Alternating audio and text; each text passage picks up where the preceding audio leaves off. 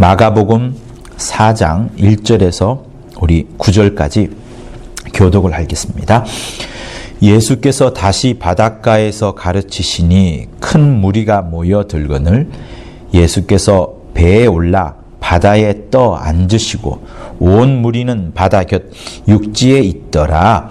이에 예수께서 여러 가지를 비유로 가르치시니 그 가르치시는 중에 저희에게 이르시되 들으라. 씨를 뿌리는 자가 뿌리러 나가서 뿌릴새 덜어는 길가에 떨어짐에 새들이 와서 먹어버렸고 덜어는 흙이 얇은 돌밭에 떨어짐에 흙이 깊지 아니하므로 곧 싹이 나오나 해가 돋은 후에 타져서 뿌리가 없으므로 말랐고 덜어는 가시떨기에 떨어짐에 가시가 자라 기운을 막음으로 결실치 못하였고 덜어는 좋은 땅에 떨어짐에 자라 무성하여 결실하였으니 30배와 60배와 100배가 되었느니라 하시고 같이요 또 이르시되 들을 귀 있는 자는 들으라 하시니라.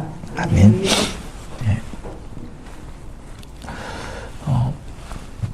예수께서 이때로부터 비유로 말씀을 하십니다. 예수께서 비유를 들어서 하시고 싶었던 그 말씀의 핵심은 무엇인가 하면 하나님의 나라라는 것을 우리는 그 아래 11절에서 확인을 할 수가 있습니다. 왜냐하면 제자들이 비유에 대해서 물었을 때에 예수께서 하신 대답이 하나님 나라의 비밀을 너희에게는 주었으나 외인에게는 모든 것을 비유로 했다. 이렇게 말씀을 하시는 겁니다. 그러니까 예수께서 정말로 말씀하고 싶은 것은 하나님의 나라를 말씀하고 싶은 거예요. 그리고 이 하나님의 나라에 대한 내용은 여기만 나오지 않고 조금 더 흘러가 보면 26절에도 또 하나님의 나라는 사람이 씨를 땅에 뿌린과 같이 이렇게 말씀하시면서 하나님의 나라가 나옵니다. 이 이후에도 계속해서 주님은 당신이 가실 공간, 당신이 들어갈 공간, 곧 아버지의 본체, 하늘, 쉽게 말하자면 하나님의 나라에 대해서 계속해서 설명을 하십니다. 그리고 예수께서 부활하시고 나신 다음에도 40일간 이 땅에 머무시면서 그가 가장 많이 했던 용어는 무엇인가 하면 성령이라는 단어와 함께 역시 하나님의 나라에 대해서 줄곧 말씀을 하셨습니다. 그래서 사도행전 1장 1절에서 8절까지의 내용을 읽어보면 이 땅을 거니시면서 부활하신 다음에 계속해서 하나님 나라에 대해서 설명하셨다는 것을 알 수가 있습니다. 또 그뿐만입니까? 예수께서 귀신을 쫓아내는 놀라운 그 사건 속에서도 말씀하시기를 귀신이 눈에 보입니까? 그러나 보이지 않습니다만 귀신이 들려있는 상태, 그리고 귀신이 떠나간 상태, 귀신이 한창 지금 분리가 되고 있는 상태를 사람들이 전부 다 목격을 하고 그것이 한두 번이 아니라 수십만 번이 될 정도로 엄청나게 많은 수의 귀신 쫓아내는 것들을 사람들이 보면서 사람들은 깨닫기 시작하는 겁니다. 아, 눈에 보이지 않는 존재가 있고 눈에 보이지 않는 공간이라는 것이 또 있구나. 그리고 눈에 보이지 않는 어떤 큰 힘이 있구나라는 것을 사람들이 점점 깨닫기 시작을 합니다. 그 이전에는 사람들은 눈에 보이지 않는 것에 대해서는 상상을 하지 않았어요. 여러분, 사두개인이 어떤 존재들인가 하면 돈이 많은 자들이고 권력을 가진 자들입니다. 돈과 권력을 많이 가진 자들이 하는 제일 첫 번째 생각과 판단은 뭐냐면 눈에 보이는 게 다예요. 돈이 일단 들어와야지 끝나는 겁니다. 집을 사거나 땅을 사야지 끝나는 겁니다. 어떤 이상, 아름다운 도덕, 가치, 철학 이런 것들에 관해서는 사두개인은 관심이 없습니다. 가장 현실적인 사람들이죠. 가장 현실적인 이런 사람들과 가장 대비되는 사람들이 당시에 누구였냐 그러면 바리새인입니다. 그들은 하나님의 나라를 정확하게는 알지 못했지만 어쨌든 거룩함이 있는 공간 속에, 거룩함이 있는 시간 속에 메시아가 오실 것이라는 믿음을 갖고 있었어요. 그래서 바리새인들은 바리새인 뜻이 뭡니까? 성결이란 뜻이잖아요. 그래서 온 이스라엘이 다 죄인들이고 사두개인처럼 돈과 권력에 욕심이 많다 할지라도 우리가 대표자이니, 바리새인인 우리가 대표자들이니 우리만큼이라도 거룩하자. 그래서 거룩한 바리새인들이 모여있는 바리슘이라는 공동체, 곧 성결이라는 공동체를 이루고, 이렇게 공동체를 이루시면 메시아가 올 때에 죄인 가운데는 올지 않을 것이고 의인들인 우리들인 성결을 지켜내고 죄를 멀리하고 하나님의 율법을 지켜냈던 우리에게는 오시지 않겠느냐. 그러면 우리에게 오셔서 우리를 만나실 것이고 비로소 이때부터 이스라엘이 회복될 것이라는 생각을 바리새인은 했던 겁니다. 그래서 사두개인들이 계속 돈을 구하고 권력을 찾을지라도, 눈에 보이는 것만을 찾을지라도 바리새인들은 눈에 보이지 않는 하나님의 나라에 대한 거, 메시아가 올 것이라는 약속에 대한 거, 율법에 대한 거, 철학에 대한 거, 가치에 대한 거, 이런 것들을 추구해 왔던 겁니다.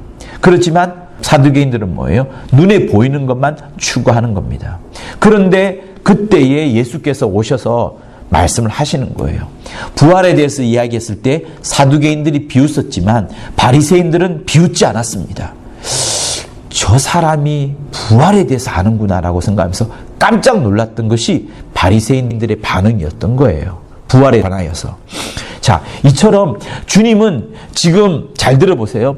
주님은 이제 딱 오셔가지고 사람들한테 말씀해주고 싶은 것이 있는데, 그 첫 번째로 말씀해주고 싶은 거, 그리고 가장 말씀해주고 싶은 것이 하나님의 나라에 관한 겁니다. 하나님의 나라, 이 땅에 볼 수 없어요. 그런데 그 볼 수 없는 하나님의 나라, 지금 예수 당시에 있자면 지금 예수님께서 계신 그 이스라엘 땅과 지구에는 어느 곳에도 하나님의 나라가 없습니다. 오직 음부의 벽을 통과한 다음에 아버지의 본체인 하늘, 그 하늘에 있기 때문에 예수께서는 저 하나님의 나라에 대해서 어떻게 설명할까에 대한 고민과 그 걱정으로 충만하신 겁니다. 이 사람들이 영적인 것 알지도 못하고 눈에 보이는 것만을 위해서 살았었고 로마의 압제를 받고 있는 그런 상황 속에서 하나님의 나라 이야기해 주면 과연 들을까? 모를 겁니다. 실상을 말하여도 진리를 말하여도 모르는 상황이기 때문에 예수님은 엄청나게 고민을 하시는 겁니다. 굉장히 고민을 하시는 거예요. 어떻게 하면 이 하나님의 나라에 대해서 설명을 할까? 야, 눈에 안 보이는데 저 하늘 통과하면 하나님의 나라 있어. 이렇게 해서 되는 것이 아니에요. 구약의 사람들은 철저히 하나님의 말씀대로 이루어지는 그 역사를 보았습니다. 죄 지으면 죽는구나, 멸망하는구나, 재앙이 닥치구나, 심지어 이스라엘까지 망하는구나, 하나님의 백성이라도 식민지의 지배를 받는구나 라는 것을 철저히 깨달았어요. 아시리아한테 망했죠, 바벨론한테 망했죠, 로마한테 망했죠, 그리스로 인해서 문화가 망했죠. 항상 망해왔다는 것을 자기들은 배웠던 겁니다. 그런데 그런 이스라엘 사람들한테 예수께서 하나님의 나라에 대해서 설명해야 되니까 고민이 잔뜩 있는 거예요. 그래서 사람들이 깨달을 수 있는 그 무엇으로 설명을 하자니 무엇이 좋을까라고 고민을 하는 겁니다. 그런데 그때 예수께서 맨 처음 하셨던 말씀이 뭐냐면 오늘 이 본문인 거예요. 오늘 이 본문은 무엇에 관한 비유입니까?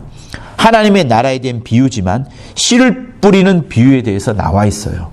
즉 다시 말하면 예수께서 우리에게 처음 하나님의 나라에 대해서 듣는 우리에게, 예수의 이적에 대해서도 잘 모르는 우리에게 하나님의 나라에 대해서 설명을 할 때 첫 번째 우리에게 던져준 것이 씨 뿌리는 비유에 대해서 던져주시는 겁니다. 씨 뿌리는 거. 그래서 여러분 지금 잘 한번 생각해 보세요. 이 하나님의 나라에 대해서 실상을 알지 못하고 설명을 듣지도 못한 상황에서 이 말을 한번 들었다고 한번 생각해 보세요. 들으라, 씨를 뿌리는 자가 뿌리러 나가서 뿌리는데 길가에 뿌리는데 새들이 와서 먹어버리고, 돌밭에 뿌렸는데 싹이 나오지 못하고, 가시떨기에 뿌렸는데 자라다가 가시에 막혀 죽고, 그런데 좋은 땅에 뿌렸는데 30배, 60배, 100배의 결실을 맺더라. 이 말을 처음 딱 들었어요. 여러분 무엇이라 생각합니까? 예수께서 왜 농사하는 거 이야기하시지? 저분이 목수신데 농사하는 것에 대해서 말씀을 합니다. 농사?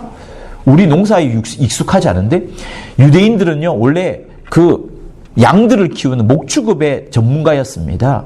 예수께서도 목수셨고 유대인들은 목축업의 전문가이고 그런데 농사에 대해서 설명을 하시는 거예요. 이게 그런데 뭘 말하는 겁니까? 하나님의 나라에 대해서 말씀을 하는 겁니다. 도무지 사람들이 깨달을 수가 없는 거예요. 이게 무슨 말인지 아무것도 모릅니다. 그런데 주님은 이것이 하나님의 나라에 대한 것이라고 말씀을 하시는 거예요. 그리고 11절에 이렇게 말씀을 하시잖아요. 하나님 나라의 비밀을 너희에게는 주었지만 외인에게는 모든 것을 비유로 했다. 이렇게 말씀하면서 지금 이 말씀을 듣는 너희들에게만 하나님의 나라의 비밀을 알려주고자 하는 것이다 라고 말씀을 하는 겁니다. 씨비로 있는 비유, 여러분 다시 한번 생각해 보세요. 내가 이 말 아무리 들어도 여기서 하나님의 나라 생각할 수 있어요? 생각 못합니다. 그런데 우리가 이 말씀을 계속해서 듣고 읽고 또 성령으로 감동되어서 다시 한번 바라보면 천국에 대해서 주님이 말씀하시기를 씨 뿌리는 비유를 말씀하시는구나. 결론적으로 말하자면 우리에게 어떤 땅이 되라는 거예요? 좋은 땅이 되라라는 것을 말씀하시는 겁니다.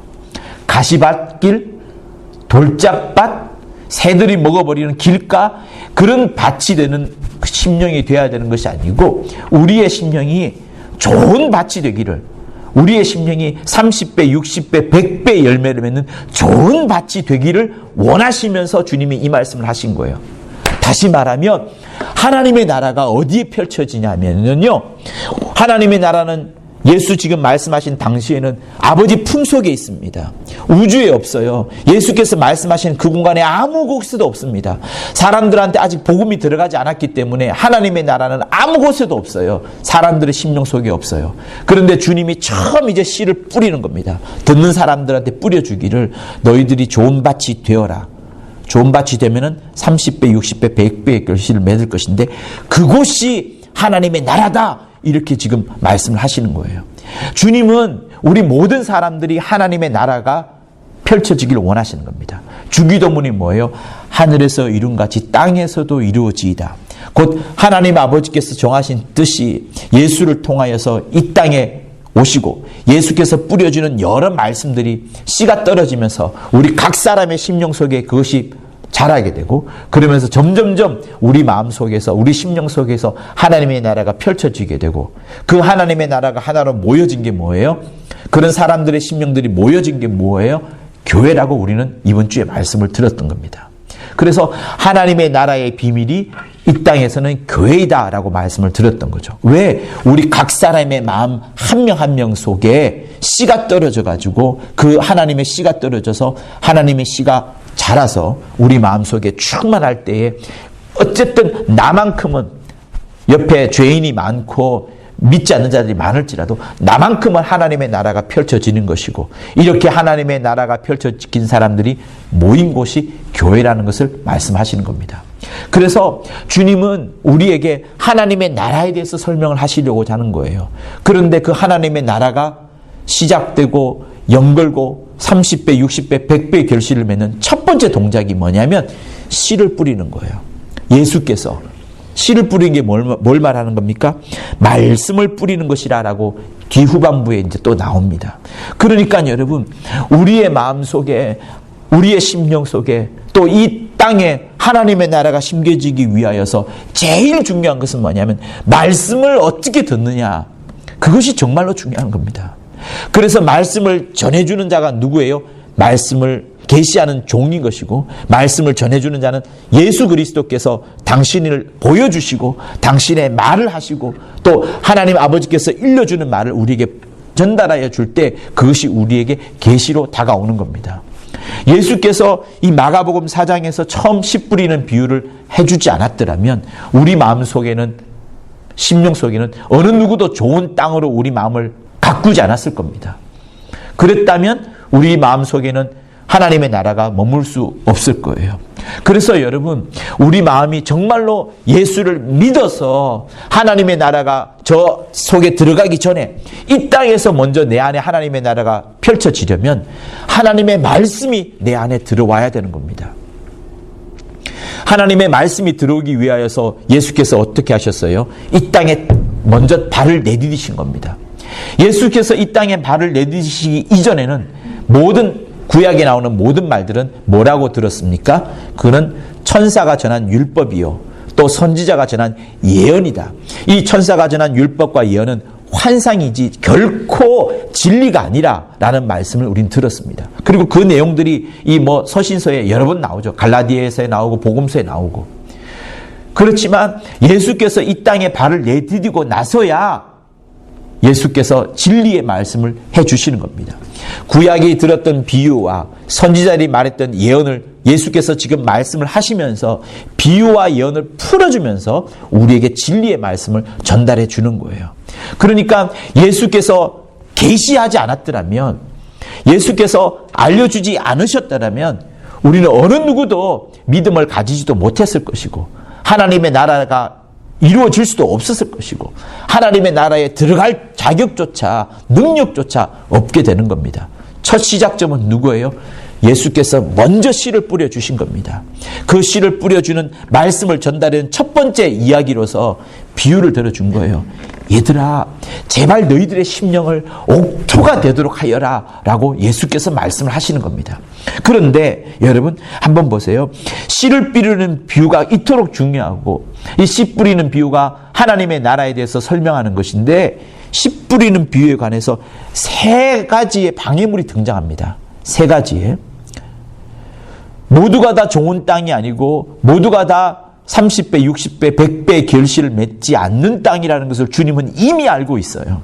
주님이 이미 말씀을 전할 때부터 예수께서는 알고 있습니다. 내가 이렇게 말씀을 전하지만 하나님의 아들이 친히 직접 이 땅에 와서 하늘의 소식을 잘 전해주지만, 어떤 목사보다도, 어떤 예언가보다도, 어떤 병 고치는 사람보다도, 어떤 부흥사보다도 하나님의 아들이 친히 이 땅에 와서 말씀을 전하지만, 그 중에 4가지의 땅이 있지만 그 중에 4분의 3은 결실치 못하는 땅이라는 것을 이미 전제하고 주님이 말씀을 전하시는 거예요.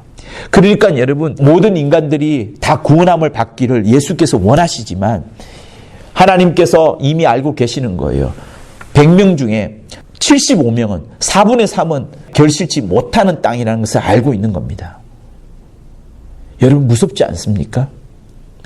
그러니까 내가 하나님의 말씀을 들을 때 어찌하였기에 나는 하나님의 말씀이 내 심령 속에 들어와서 그 씨가 열매를 맺어서 이렇게 하나님의 말씀을 잘 깨닫게 되었는지, 성경은 읽으면 읽을수록 거의 다 이해하고 있지 않습니까? 심지어 남들이 알지 못하는 그런 구절까지도 잘 이해하고 있을 정도로 우리는 많은 부분들을 알고 있는 것 놀랍지 않습니까? 이것이 과연 나의 힘으로 된 것일까요? 여러분, 우리 이 말씀을 한번 읽어봤으면 좋겠어요. 마가복음 4장 26절에서부터 29절까지의 말씀을 또 한번 읽어봅니다. 역시 하나님의 나라에 대한 비유인 거예요. 자, 마가복음 4장 26절 29절 또박또박 읽습니다. 시작. 또 가라사대 하나님의 나라는 사람이 씨를 땅에 뿌림과 같으니 저가 밤낮 자고 깨고 하는 중에 씨가 나서 자라되 그 어떻게 된 것을 알지 못하느니라. 땅이 스스로 열매를 맺되 처음에는 싹이요, 그 다음에는 이삭이요, 그 다음에는 이삭에 충실한 곡식이라. 열매가 익으면 곧 낫을 대나니 이는 추수 때가 이르렀음이니라. 계속해서 하나님의 나라에 대해서 설명을 합니다. 그러면서 하나님의 나라에 대해서 씨 뿌리는 비유를 계속해서 말씀합니다. 주님은 우리에게 어찌하였든 말씀을 주시려고 하는 거예요. 어찌하였든 계시를 하시려고 하시는 겁니다. 그런데 이 말씀이 자세히 보세요. 우리가 알겠던 이거는 말씀이 그냥 자라는 거예요. 어떤 수고나 노력 들어가 있지 않습니다. 주님이 뿌렸던 말씀이 처음에는 씨가 되었다가 그 다음에는 조금 자라다가 싹이 되고 이삭이 되고 곡식이 되고 나중에는 낫을 댈 정도로 잘 익은 것이 되는 겁니다. 어떤 노력 없어요. 주님이 노력하신 겁니다. 주님이 역사하시는 겁니다. 주님이 씨를 뿌려주셨고 성령의 감동함을 주셨고, 그래서 그 감동을 받은 우리 안에서 하나님의 나라가 자라기 시작한 거예요. 여러분, 나무가 열매를 잘 맺고 꽃을 잘 피우려면 어떻게 되는 줄 아십니까? 땅이 따뜻해야 돼요. 땅이 차가우면 절대로 자라지 않습니다. 같은 옥상에 있는데도 햇볕에 들었던 나무는 쑥쑥 지금 뿌리를 내리고 쑥쑥 지금 잎을 나오고 있는데, 햇빛을 받지 못했던 같은 나무는 같은 옥상에서 자라지만 여전히 잎을 내지 못하고 있더라고요. 제가 옥상에 지금 나무를 몇 개 키우고 있었거든요. 신기하지 않습니까? 따뜻해야 돼요. 곧 다시 말하면 하나님께서 우리에게 말씀을 주실 때에 우리가 그 말씀의 씨를 잘 받아들일 만큼 우리 심령이 정말로 옥토가 되어야 되는 것이고, 거기에 더하여서 성령의 충만한 감동이 있기만 하면 그때부터는 이것이 자라기 시작하는 겁니다. 싹을 틔우고 이삭이 되고 충실한 곡식이 되고, 그 다음에 낫을 댈 만큼 단단한 열매가 되어가는 겁니다. 우리의 노력 많지 않아요. 그저 우리가 뭘 하면 됩니까? 하나님의 말씀을 잘 들으려고 하는 들을 귀. 그래서 우리가 읽었던 이 본문의 마지막 구절에 또 이르시되 들을 귀 있는 자는 들으라, 이렇게 말씀을 하시는 겁니다. 그리고 23절에 또 있어요. 들을 귀 있는 자는 들으라, 이런 말씀을 하시는 겁니다. 23절에 있는 말씀은 그것으로 끝나지 않아요. 들을 귀 있는 자는 들으라 하시면서 너희가 무엇을 듣는가 스스로 삼가라. 여러분이 지금 이 시간에 무엇을 듣고 있습니까? 여러분이 이 시간에 하나님의 말씀을 듣지만은 여러분의 머릿속으로, 여러분의 상상 속으로 다른 무언가를 하고 있지 않습니까? 요리를 하고 있습니까? 누구를 만나고 있습니까? 아니면 뭔가를 투자를 하고 있습니까? 그러면은 그 사람에게는 하나님의 말씀이 들어갈 수가 없는 거예요. 하나님의 나라가 펼쳐질 수가 없는 겁니다. 그래서 들을 귀 있는 자는 들으라는 것을 두 번 강조하고 그 연이어서 너희가 무엇을 듣는가 스스로 삼가라. 여러분, 항상 여러분이 무엇을 듣는가를 삼가십시오. 조심하십시오. 거짓된 정보, 소문들, 여러 가지 비유들, 쓸데없는 뉴스들, 그런 것들이 하나님의 나라를 절대로 이룰 수가 없습니다. 오히려 그런 말을 들으면서 나를 유혹에 빠지게끔 만들고 쓸데없는 일을 더 하게끔 만들고 아니면 남을 비방하는 일들을 하게 되지 않습니까? 그러니까 여러분의 귀를 잘 만드세요. 여러분의 귀를 들을 귀가 있도록 만들어 두세요. 다시 이것을 다른 말로 말하자면 여러분의 땅을 좋은 땅이 되도록 30배, 60배, 100배 열매를 맺는 좋은 땅이 되도록 항상 기경해 두어야 되는 겁니다. 다른 사람의 말, 쓸모없는 말, 비방과 억측과 유언비어와 수수께끼 같은 말들을 들을 때는 철저히 차단을 해버리고, 그러나 하나님의 말씀을 들을 때는 아멘 하면서 찬송하면서 기뻐하면서 따뜻하게 그 말씀을 받아들일 때에 하나님의 나라는 마구마구 결실을 맺게 되어져 가는 겁니다. 또 우리가 말씀을 들을 때 어떻게 돼요? 너희의 헤아리는 그 헤아림으로 너희가 헤아림을 받을 것이요 또 더 받을 것이니, 이렇게 말씀을 합니다. 여러분들이 하나님의 말씀을 들을 때에 어떻게 헤아리십니까? 그것을 어떻게 매겨요? 저 말씀이 좋다 나쁘다, 저 말씀은 어느 몇 점이다, 저 말씀은 어디에 있다, 이런 것을 헤아리면서 듣습니까? 아니면 어떤 마음으로 듣습니까? 정말이지요. 저는 주일 오전 예배에 집중합니다. 다른 어떤 것보다도 제가 가장 많이 기도하는 것은 무엇이냐면, 제가 하는 수요 예배나 또 연합 예배 때 설교하는 것을 위해서 가장 많이 기도합니다만, 그 다음으로 기도 많이 하는 것은 주일 오전 메시지를 잘 들을 수 있는 들을 귀가 있게 하소서라는 기도를 합니다. 또 아울러서 여러분들 직분자들이 정말로 감독님의 메시지, 주일 오전 메시지는 하나님이 주시는 메시지이기 때문에 나에게만 주시는 메시지가 아니라 온 교인들에게, 여러분 몇 명입니까 도대체? 온 교인들에게 일시에 동시에 한 마음을 가지도록 한 메시지를 갖게 하려고 집중하여서 주는 찬송과 기도와 안수 집사들의, 장로들의 기도가 집중되어 있는, 정말로 집중되어 있는 것이 주일 오전 메시지입니다. 그래서 그 주일 오전 메시지에 들을 귀가 있게 해달라고 간절히 기도를 하고 있는 바예요. 그래서 사실은 묻고 싶기도 해요. 뭐 어떤 말씀에 은혜 받았습니까? 제목은 뭡니까? 키워드는 뭡니까? 묻고 싶지만 그것이 그 사람에게 또 하나의 어떤 체크가 되고 시험거리가 될까봐 그렇게 못하는 것이지, 사실은 그렇게 하고 싶은 마음이 꿀뚝 같아요. 그래서 청년부 때는 그렇게 사실 하기도 했었습니다. 여러분, 우리가 하나님의 말씀을 잘 받아들여야 됩니다. 왜? 그것은 계시예요. 하나님이 우리에게 알려주시고자 하는 겁니다. 하나님이 알려주지 않으면 어떻게 그 말씀을 알아들을 수 있겠습니까?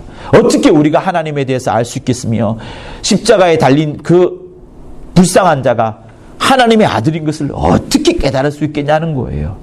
그래서 말씀을 받는 자의 태도는 이처럼 중요한 겁니다.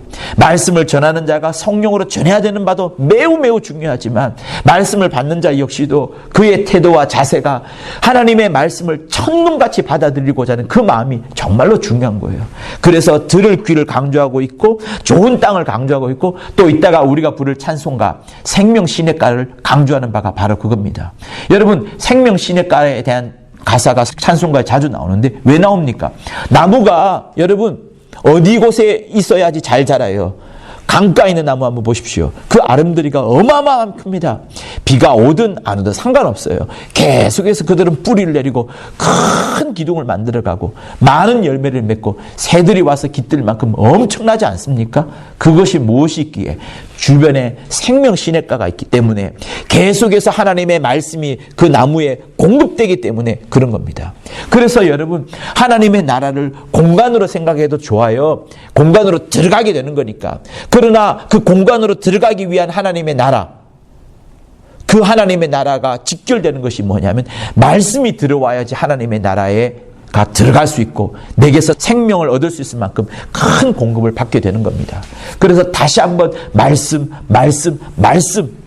하나님의 계시 비밀을 넘어설 만큼 비유를 초월할 만큼 하나님의 말씀이 여러분의 심령 속에 깊이 들어오시기를 예수 이름으로 부탁을 드립니다.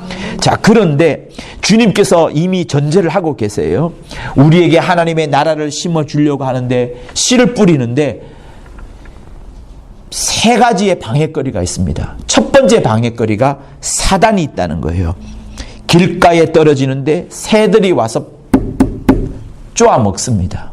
하나님의 말씀을 쪼아 먹는 자가 있다는 것을 주님이 말씀하시는 거예요. 여러분 깨달으셔야 돼요. 사단이 없다, 귀신이 없다, 말씀을 받아들이는데 방해자가 없다는 것 생각하지 마십시오. 반드시 있습니다. 주님이 처음으로 언급하시는 거예요. 비유로 들면서까지 새에 대해서, 사탄에 대해서, 마귀에 대해서 이야기를 하시는 겁니다. 뿌릴새 더러는 길가에 떨어짐에 새들이 와서 먹어버렸고, 여러분의 심령이 길가와 같으면 새들이 여러분의 떨어진 하나님의 말씀을 다 먹어버린다는 겁니다. 그게 첫 번째 방해거리예요. 두 번째 방해거리는 뭡니까? 돌밭에 떨어지는데 흙이 있긴 있어요. 그러나 흙이 얇습니다. 그래서 싹이 나오다가 금방 타서 없어져 버리는 거예요. 뿌리가 자랄 수가 없습니다. 왜? 흙이 얇으니까. 흙이 얇다는 것은 뭘 말하는 거예요? 말씀을 들을 때 기쁨으로 받긴 하지만은 환난과 핍박이 올 때에 그 말씀으로 인하여서 오히려 넘어지는 케이스라고 17절에 말하고 있습니다. 그러니까 여러분 우리가 하나님의 말씀을 들을 때 사단이 방해하기도 하지만 나의 삶들이 여러 역견들이 방해거리가 있을 수 있어요. 나를 핍박하는 자가 있고 나를 환난 속에 넘어뜨린 자가 있음을 성경은 말하고 있습니다. 여러분 그래서 우리 신앙생활을 정말 정신 차리면서 해야 되는 거예요. 예수 믿기 쉬운 것 아닙니다. 그 많은 과정을 통과하고서 여러분들이 지금 이 자리에 있는 겁니다. 다시 한번 생각해 보십시오. 내가 예수 믿을 때에 하나님의 말씀이 들어오게 할 때에 방해자가 있으니 두 번째 방해자는 환난과 핍박인지라. 내 주변에 여러 환난자와 핍박자가 있다는 것을 상정을 하고서 신앙생활을 해야 되는 겁니다. 그래서 어찌 보면 이런 핍박자와 환난자가 없는 것이 내 말씀을 정금같이 나의 신앙을 정금같이 단련하기에는 오히려 더 좋은 조건일 수도 있습니다. 그래서 여러분 두 번째 방해거리인 이 환난과 핍박에 대해서도 능히 여러분 생각하시고 주의하시고 이것을 잘 넘어설 수 있도록 여러분의 마음이 돌짝밭이 아니라 다시 한번 좋은 땅으로 옮길 수 있도록 해주셨으면 하는 겁니다. 그리고 세 번째 방해거리가 가시떨기예요. 자랍니다. 그런데 가시가 옆에 박혀있는 나무가 있어요. 가시나무가 자라지를 못합니다. 열매도 찔려서 꺾일 것이고 이파리도 꺾일 것이고 다 꺾여버립니다. 그런데 이 가시떨기가 성경은 뭐라고 말하고 있어요? 세상의 염려와 재리의 유혹과 기타 욕심, 세상에 대한 여러 염려들, 물질에 대한 우리의 유혹, 그리고 내 안에 들은 여러 가지 욕심들, 이런 것들이 말씀을 막아버리고 결실치 못하게 한다고 말하는 거예요.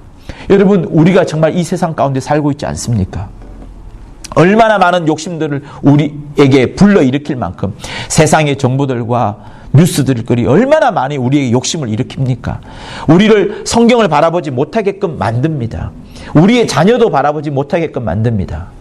돈이 더 중요해서 자녀를 학대하게 만듭니다. 자녀를 내팽개치게 만드는 것이 이 세상입니다. 편리해졌다고 하지만 편리해진 것이 내가 더 놀기 위하여서, 내가 더 유흥을 즐기기 위하여서 가족과 자식은 팽개치고 더 많은 스포츠로, 더 많은 유흥거리로 우리를 이끌어가고 있습니다. 옛날에 소중했던 모든 것들이 사라지고 있는 요즘입니다. 무엇 때문에? 편리함과 즐거움과 짜릿한 쾌락 때문에. 여러분, 세상의 염려와 재리의 유혹과 기타의 욕심들은 하나님의 말씀을 막아버립니다. 하나님의 말씀을 막아버리니까 내 안에서 하나님의 나라가 펼쳐질 수 없는 거예요. 오직 하나님의 계시를 통하여서만 우리는 천국 갈 수 있고, 하나님의 계시를 통하여서만 하나님을 만날 수 있고, 하나님의 계시를 통하여서만 교회가 온전히 걸어갈 수 있는데, 이 모든 것들이 막혀져 버리면 어떡하겠습니까? 성도 여러분, 반드시 생각하십시오. 예수께서 첫 번째로 우리에게 던져주신 비유가 씨 뿌리는 비유인데, 모든 비유는 하나님의 나라에 대해서 말하는 것인데, 하나님의 나라를 우리에게서 심어주기 위하여서 말씀을 공급해 주신다. 끊임없이 말씀을 공급해 주신다. 성도 여러분, 말씀을 공급해 주시는 것이 2000년 전만 있었습니까? 복음서에만 나옵니까? 아닙니다. 서신서에도 나오고 계시록에도 나오고 계속해서 나옵니다. 계시록으로 끝납니까? 주의 종들을 통하여서, 목사님들을 통하여서 계속해서 하나님께서는 당신의 말씀을 계시하여 주십니다. 이토록 주님이 오시기 끝까지, 주님이 오시는 그날까지 우리에게 하나님은 계속해서 말씀을 계시해 주실 것입니다. 그래서 이 하나님이 계시해 준 말씀은 끝나지 않아요. 계속될 겁니다. 여러분의 말씀 속에 하나님의 나라가 온전히 펼쳐지기 위하여서 주님은 그리 하시는 겁니다. 그래서 이 시간 다시 한번 생각하십시오. 결심하세요. 여러분의 마음을 좋은 땅으로 만들겠노라. 하나님의 말씀이 들어올 때는 좋은 땅으로 정말 만들어서 열매를 풍성풍성히 맺겠노라라고 결심을 하십시오. 할렐루야! 여러분의 심령을 들을 귀가 있도록 하여 주세요. 닫힌 귀가 되지도 않도록 하십시오. 내가 말씀을 들을 때 헤아리거나 비판하거나 따지거나 하는 그런 마음이 들지 않도록 해주시고, 오직 들을 귀가 있도록, 하나님의 말씀을 들을 귀가 되도록, 내 심령이 하나님의 말씀을 들을 귀가 되도록 마음껏 열어주시는 참 들을 귀가 되시기를 예수 이름으로 부탁을 드립니다. 그리고 여러분의 나무들이, 여러분의 심령들이 항상 생명 시냇가에 있도록 하여 주세요. 생명 시냇가에 있는 나무는 항상 하나님의 말씀을 공급받습니다. 물이 계속해서 공급되기 때문에 큰 나무를 이루어가는 거예요. 여러분들이 항상 여러분 주위에 하나님의 말씀이 들려오도록 하세요. 찬양이 들려오도록 하세요. 여러분 주위에 세상 정보나 음악이나 유흥가나 영화나 드라마나 이런 것들이 들려오는 것을 자제하는 것이 훨씬 더 유익합니다. 차라리 열심으로 일하세요. 남을 열심으로 도와주는 일을 하시던가. 그래서 여러분 주위에 항상 하나님의 말씀이 들려오는 생명 시냇가에 머문 여러분들이 되시기를 예수 이름으로 부탁을 드립니다. 할렐루야! 우리 시간 받은 말씀을 갖고 예수 한번하며 간절히 기도하도록 하시겠습니다. 예수여! 하나님 아버지, 우리 사랑하는 금천 성도들 모든 심령들이 좋은 땅이 되도록 역사하여 주옵소서. 하나님의 나라를 우리에게 소개하고자 주께서 그토록 몸부림을 치시면서 제일 첫 번째로, 아니 그 이후에도 계속하여서 씨 뿌리는 비유를 하늘나라와 연관지어서 우리에게 말씀하여 주셨사오니, 하나님 아버지, 우리 사랑하는 성도들 이처럼 하나님의 말씀을 듣는 것이 소중하다는 것, 정말 경계해야 된다는 것, 정말 주의를 살펴야 된다는 것, 정말 집중해야 된다는 것, 하나님의 말씀 속으로 깊이 들어가야 되는 사실들을 잊지 않도록 역사하여 주옵소서. 사단은 이것을 싫어하여 우리에게 다가와 그 뿌리온 말씀을 빼앗아버린다라고 말씀하셨사오니, 하나님 아버지여, 사단이 우리가 듣는 말씀을 빼앗지 못하도록 우리의 심령을 더 성령으로 충만케 무장할 수 있도록 역사하여 주시옵소서. 또한 환난과 핍박이 있을지라도 오히려 하늘의 소망을 가짐으로, 하늘의 기쁨을 가짐으로 능히 아버지 주시는 말씀을 잘 받을 수 있는 우리 성도들 되도록 인도하여 주옵소서. 살아가면서 이 세상은 얼마나 많은 염려가 있습니까? 우리에게 유혹을 가져다 줍니다. 욕심을 들끓게 합니다. 물질에 대해서 우리에게 집중하게 합니다만, 그럼에도 불구하고 우리 사랑하는 성도들은 하나님이 주신 말씀이 막히지 않도록 꼭 결실케 되기 위하여서 이 세상 염려와 재리의 유혹과 기타 욕심들을 능히 이겨내는 우리 성도들 되도록 인도하여 주옵소서. 그리하여 그들의 말씀을 듣고 받고 열매 맺어 30배, 60배, 100배의 결실을 맺는 귀한 우리 금천 성도들 다 되도록 인도하여 주시옵소서. 어느 누구도 하나님의 나라가 방해받지 않도록 도와 주시옵소서. 어느 누구도 들을 귀가 있도록 인도해 주시고, 어느 누구도 생명샘의 시냇가에 있는 그 나무처럼 이루게 도와주시고, 어느 누구도 좋은 땅이 다 될 수 있도록 역사하여 주시옵소서. 하나님의 나라를 일구고자 하는 주님의 간절한 소원을 함께 아멘하며 이뤄나가는 우리 성도들 다 되도록 역사하여 주옵소서. 예수를 받들어 간절히 기도하였습니다. 네.